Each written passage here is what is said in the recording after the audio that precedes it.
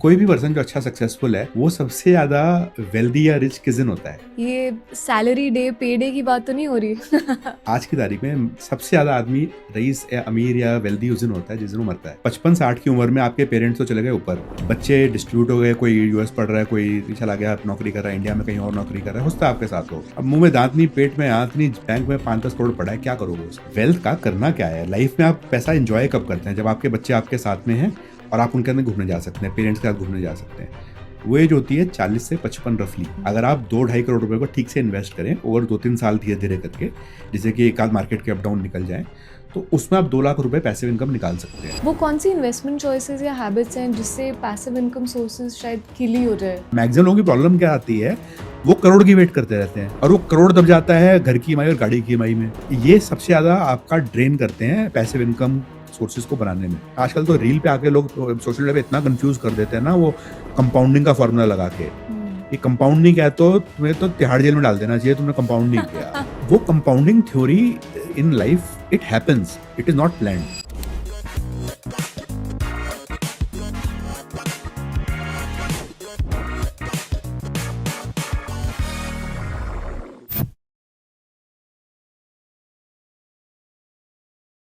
Passive income exactly है क्या, and ये अपने एक्टिव इनकम का कितना परसेंटेज होना चाहिए? अगर आप पैसे को कमाने के लिए उसके लिए कुछ भी काम कर रहे हैं जिसके कि अगर आपने वो काम नहीं किया तो पैसा नहीं आएगा।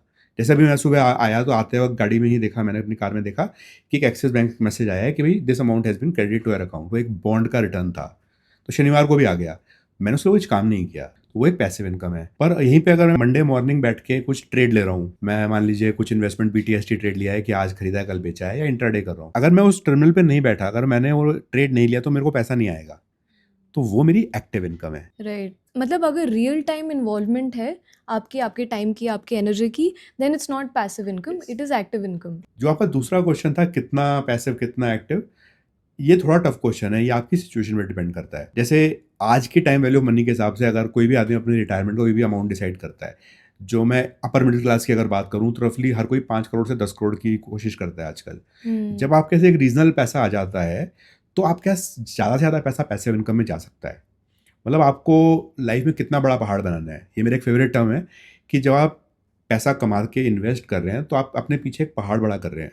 कोई भी पर्सन जो अच्छा सक्सेसफुल है वो सबसे ज़्यादा वेल्दी या रिच किस दिन होता है? ये सैलरी डे पे डे की बात तो नहीं हो रही? हाँ, जैसे सैलरी बढ़ती रहेगी, एक पॉइंट पे आप रिटायर हो जाओगे, तो कब राइट, होगा? I think towards the end of your life, क्योंकि तब तक आप अक्यूमुलेट कर पाते हो। अच्छा नहीं लगेगा सुनने में, आज की तारीख में सबसे ज़्यादा आदमी रईस या अमीर या वेल्दी उस दिन होता है जिस दिन वो मरता है। अब आपको वेल्थ कितनी छोड़ के जानी है अपने बच्चों के लिए, वो आपकी मर्जी। आपने उनकी पढ़ाई लिखाई पे खर्च दिया, अच्छा कर रहे हैं, तो आपको वेल्थ प्लेटो डाउन कर सकती है। होता क्या है कि मैक्सिमम लोग 55-60 की रिटायरमेंट एज सरकार ने तय करी है जो सैलरीड लोगों के लिए है। लोग उसके बाद ही पैसा बढ़ाना बंद नहीं करते। भाई आप कमाओगे कब? 55-60 की उम्र में आपके पेरेंट्स तो चले गए ऊपर, बच्चे डिस्ट्रीब्यूट हो गए, कोई यूएस पढ़ रहा है, कोई चला गया नौकरी कर रहा है, इंडिया में कहीं और नौकरी कर रहा है, होता है आपके साथ हो। अब मुंह में दांत नहीं, पेट में आंत नहीं, बैंक में 5-10 करोड़ पड़ा है, क्या करोगे उसको? वेल्थ का करना क्या है लाइफ में? आप पैसा एंजॉय कब करते हैं? जब आपके बच्चे आपके साथ में हैं और आप उनके अंदर घूमने जा सकते हैं, पेरेंट्स के साथ घूमने जा सकते हैं। वो एज होती है 40 से 55 रफली। पैसा है नहीं हाथ में, एक ईएमआई दे रहे हैं गाड़ी की, एक दे रहे हैं घर की, हो सकता है मल्टीपल की दे रहे हो, साथ में एसआईपी चल रहे हैं, पीछे पहाड़ बन रहे हैं, बच्चों की स्कूल फी 5-5 6-6 लाख रुपए साल की है, हाथ में पैसा नहीं है। ये मैक्सिमम लोगों को कोई ना कोई हेल्थ इश्यूज आ रहे हैं, हर आदमी स्ट्रेस में। क्यों है भाई? पैसे की रिक्वायरमेंट इतनी ज़्यादा है बिकॉज एसआईपी बंद नहीं कर सकते, महंगे घर में रहना है, स्ट्रेस बहुत ज़्यादा है, लाइफ एंजॉय करने के लिए पैसा नहीं है। और जब तक वो पैसा बचेगा 50 के बाद, मैक्सिमम लोगों से आप बात करिए, जिन लोगों को reasonable middle class upper middle class की बात करूँ तो 50 के बाद पैसे की रिक्वायरमेंट कम होने लगती है। मैक्सिमम लोग जो रीजनेबली सक्सेसफुल हैं, जिन्होंने बच्चों की फीस का या शादी का हिसाब अलग से कर दिया है, जो कि वन टाइम या एडहॉक एक्सपेंसेस बोलूंगा मैं, जो आपके रनिंग एक्सपेंसेस उनके लिए लाख 1.5 लाख 2 लाख रुपया बहुत है। बड़ी गाड़ी बड़ी घर की कोई लिमिट नहीं है, आप कितना भी ले सकते। 2 लाख एक अमाउंट पकड़ लेते हैं फॉर वेरी गुड लाइफ। उसके लिए आपको 3 से 4 करोड़ रुपया बहुत है, आइडियली 2 करोड़ भी बहुत है। अगर आप 2-2.5 करोड़ रुपए को ठीक से इन्वेस्ट करें ओवर 2-3 साल धीरे धीरे करके, जिससे कि एक आध मार्केट के अप डाउन निकल जाए, तो उसमें आप 2 लाख रुपए पैसिव इनकम निकाल सकते हैं। जब से मैंने अपना फायर वाला पार्ट मन में एक्सेप्ट किया है कि हाँ भाई पहुंच गया हूँ, पैसा मेरा बड़ा है, कम नहीं हुआ है, तो इसलिए इन चीज़ों को समझना जरूरी है। एक टर्म है HENRY, you are a high earner but you have not retired yet. ज्यादातर लोग फायर वाले जो बोलते हैं वो हेनरी हैं, पैसा अच्छा कमा रहे हैं, रिटायर होने की नहीं सोच सकते। या this is such a new term जो मैं पहली बार सुन रही हूँ। पॉपुलर नहीं है पर प्रैक्टिकल है। आप ये देखिए कि जितने लोग सीनियर लेवल पे या माइक्रोसॉफ्ट या ऐसी बड़ी कंपनीज में एमएनसीज में है, सब लोग नियरली 2.5-3 लाख 4 लाख कमा रहे हैं, if not more. High earner हैं, हो सकता है कुछ करोड़ रुपए कमा भी चुके हो, पर पैसिव इनकम तो बनाई ही नहीं। किसी ने विला खरीद लिया, किसी ने घर खरीद लिया, गाड़ी बढ़िया चल रही है, nothing wrong with that, but passive income नहीं है, तो रिटायर कैसे हो? ये वही है, एसेट रिच इनकम पुअर, वो वाली कैटेगरी। एसेट भी जो कि इलिक्विड है। जैसे अगर रियल एस्टेट में पैसा फंसा है तो इमीडिएटली आप सेल भी नहीं कर सकते क्योंकि वो market he in general liquid होता है। अब बात करते हैं about someone who is just starting out, मतलब उनके पास कोई जनरेशनल वेल्थ नहीं है बट सपना है कि खुद का पैसिव इनकम सोर्स चालू करे। सो अगर कोई 21-22 ईयर्स की एज है तो वो क्या स्टेप्स ले सकते हैं to build passive income sources future के लिए? आपके सामने एग्जाम्पल बैठा है, 24 साल पे मैंने काम शुरू किया था और 24 की उम्र में ही शादी हो गई थी, क्योंकि वाइफ को मैं कॉलेज से जानता हूँ। Zero generational wealth. कई बार महीने के एंड पे क्रेडिट कार्ड के बिल पे करने के लिए 2-3 अकाउंट से पैसे जोड़ने पड़ते थे।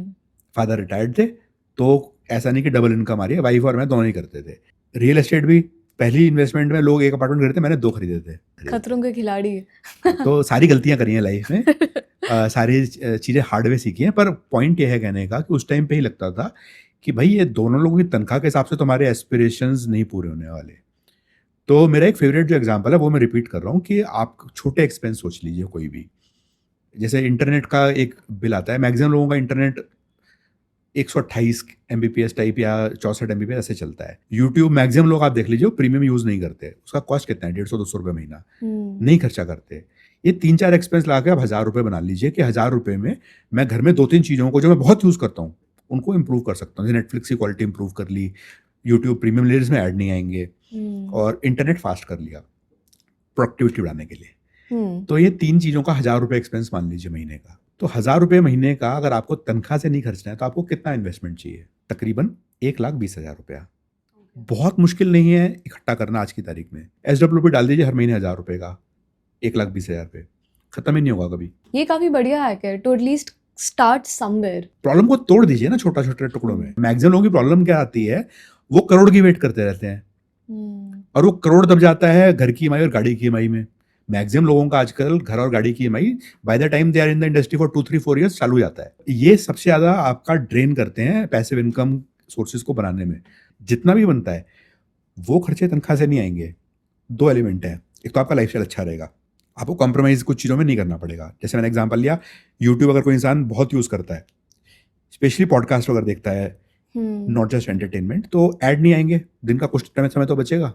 थोड़ा इरिटेटिंग भी कम होगा, इरिटेटिंग कम बार होगा। बार स्किप ऐड। पॉडकास्ट अच्छा चल रहा है, ऐड 2 आ गए, फिर आप छोड़ देते हो। जब आप एक मिड लेवल पे पहुंच गए, आपका एक आवरली रेट होना चाहिए। 1 घंटे की कितनी वैल्यू है? 100 रुपया, 1000 रुपया, 5000 रुपया, कुछ तो वैल्यू होगी आपकी सैलरी के हिसाब से। The value of our time on an early basis का कॉन्सेप्ट लोगों को चमकता ही नहीं है।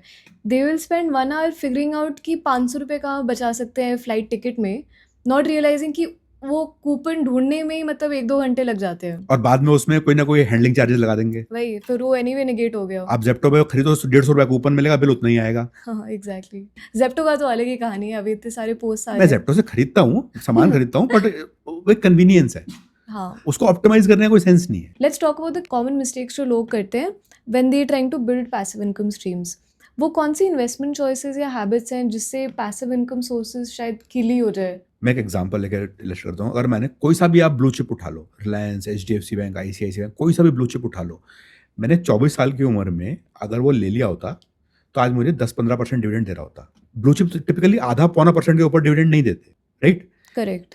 ITC प्रॉब्ली एक्सेप्शन है जो 3-4% दे देता है, बिकॉज का कैश फ्लो अच्छा है टोबैको बिजनेस से। अगर आपको पैसे इनकम है ना, मैक्सिमम लोग बहुत लेट स्टार्ट करते हैं। मैं भी कुछ लोगों से बात करता हूँ, कहते हैं यार तो अभी तो 50 का भी नहीं हो, अभी से क्या पैसिव इनकम बना लियो जब रिटायर होगा। मैंने कहा रिटायर तब होगा जब पैसिव इनकम होगी। तो पॉइंट क्या है कि आप जितनी जल्दी स्टार्ट करते हैं, मैक्सिमम लोग जल्दी स्टार्ट ही नहीं करते। उनको लगता है कि पैसिव इनकम से पैसा निकाला तो ग्रो नहीं होगा। इन सम वेज येस, बट अगर आप ग्रोथ स्टॉक में डाल रहे हो, मैं सिर्फ नाम एग्जांपल के लिए ले रहा हूँ, not as a recommendation, HDFC AMC का स्टॉक उठा लीजिए, 3-3.5% डिविडेंड यील्ड है अंदाजन, जहाँ तक मुझे ध्यान है। तो अगर वो स्टॉक मैंने लेके वो ग्रोथ स्टॉक है, पैसा बढ़ रहा है, यस, उसका EPS तो बढ़ रहा है। इंडिया में ग्रोथ स्टोरी है, लोग स्टॉक मार्केट में पैसा कंटिन्यूसली लगा रहे हैं, SIP बढ़ रहे हैं। एंड फॉर दैट मैटर आप कोई भी AMC उठा लीजिए, सबका ग्रोथ स्टोरी है, हिस्ट्री देख लीजिए, फ्यूचर भी ठीक ठाक लग रहा है। फ्यूचर चेंज होता है तो यू कैन स्वैप, जरूरी थोड़ी है कि 20 साल की एसआईपी तो की नहीं आपने, फिक्स की कर ले, डालना है। उस स्टॉक में जो 3% आज दे रहा है, मैं आज पैसा डालता हूँ तो क्या 5 साल बाद वो 6% हो जाएगा? मोस्ट प्रोबेबली हो जाएगा। 10 साल बाद कितना हो जाएगा? शायद 10% हो जाएगा। हम लोग ग्रोथ और इन सब मोड में कंफ्यूज इतने हो जाते हैं, और बीच बीच में आजकल तो रील पे आके लोग सोशल मीडिया पे इतना कंफ्यूज कर देते हैं ना, वो कंपाउंडिंग का फॉर्मूला लगा के, ये कंपाउंड नहीं किया तो तुम्हें तो तिहाड़ जेल में डाल देना चाहिए, तुमने कंपाउंड नहीं किया। और जिसने कंपाउंडिंग नहीं की उसको गिल्ट के मारे मरा जा रहा है, अरे यार मैं तो कंपाउंड नहीं कर रहा पैसा। That is true. वो compounding theory in life it happens, it is not planned. Shares बहुत सारे मैं बोलूँ आज बता सकता हूँ कि ये कंपाउंड करेंगे ही करेंगे। क्या मैंने उन पैसे डाल रखे? नहीं डाल रखे। जब कंपाउंडेड रिटर्न आएगा, मैं 85-90 का हुआ अगर मैं हुआ तो आई वुड अदर से मेरे बच्चे जो भी 20 के आसपास हैं, एक 21 है, एक अभी 17 है, 16 है, तो उनको मैं कंपाउंड में डालूंगा कि भाई तुम अभी ग्रोथ स्टॉक खरीदो जो डिविडेंड भी देंगे। मैं एक वॉरेन बफेट और चार्ली मुंगर को बहुत मानता हूँ। उनकी एक थ्योरी है कि जो स्टॉक डिविडेंड देता है उसमें पैसे नहीं डालते। मेरे को भी थोड़ा डिविडेंड चाहिए, जीरो डिविडेंड वाला स्टॉक नहीं चाहिए। और कौन से टिपिकल एरर्स होते हैं? एरर्स में एक SWP कॉन्टेक्स्ट में बताता हूँ, जिसका मैंने एग्जांपल लिया था। While it is a fantastic instrument, कई बार क्या होता है कि हम स्टार्ट करते हैं at the stock market peak. उस टाइम पे आपने जो भी इंस्ट्रूमेंट लिया, म्यूचुअल फंड हो या इक्विटी हो या डिविडेंड यील्ड हो, कुछ भी हो, द वैल्यूज, NAVs एटसेट्रा या stock price are very high. तो कई बार क्या होता है, आपने वेल्थ काफी लमसम में इन्वेस्ट कर दी एंड मार्केट एकदम से गिर गई। तो literally you are starting with 70-80% of your wealth, not 100% of your wealth. तो इसीलिए if you are planning to retire या थोड़ा सा पैसिव इनकम पाने का सोच रहे हैं, तो do it over some time. Lump sum डालना is not that great idea if that is the last one that you will put. अगर आप रिटायर हो रहे हैं for example, that's the last big instalment. जैसे PF निकाला है तो सारा पैसा एक बार में इक्विटी में मत डालो, थोड़ा स्पेस आउट करके डालो। That's a mistake many people do. Bonds में डाल दो, जैसे example safety AAA bond government के हैं, वो डाल दो। उनमें थोड़े अलग अलग मैच्योरिटी ले लो, साल भर की, 15 महीने की, ऐसे 2-3 महीने में आते जाएंगे, वो डालते जाओ उसके बाद इक्विटी में धीरे धीरे स्पेस आउट करके। But always have your discretion कि अगर मार्केट एकदम से टैंक कर गई, गिर गई 20-30%, NAV का रफली महीने 2 महीने एक बार चेक कर लो, अगर वो काफी गिर गया है तो एक लमसम डाल दो, भले ही वो जब रिकवर हो जाए उतना पैसा वापस निकाल लो। I mean if you don't want कि उसमें एक्सेस पैसा जाए, तो अगर ऑलरेडी आपका पैसा बढ़ते बढ़ते 5-10 लाख हो गया है और गिर के एकदम सडनली 10 लाख से 8 लाख आ गया, 20% गिर गया, आप लमसम 5 लाख रुपए डाल दो उसमें इफ यू हैव। और जब वो 12-13 हो जाएगा, 5 लाख वापस निकाल लो। But then you bought the unit at a very low level, तो उससे आपका SWP बहुत सुपर चार्ज हो जाता है। लो लेवल पे खरीद लिया तो 2-3 दिन पहले किसी ने पूछा कि तुमने क्या खरीदा, मैंने बोला मैंने याला बैंक खरीदा, उन्होंने भी खरीद लिया। अभी मार्केट गिरी तो 2% डाउन है। यार you bought for long term, right, to create wealth. Market में if you can't stand 2% down on a day, then you don't belong here. Wow, yeah, that's a very good point.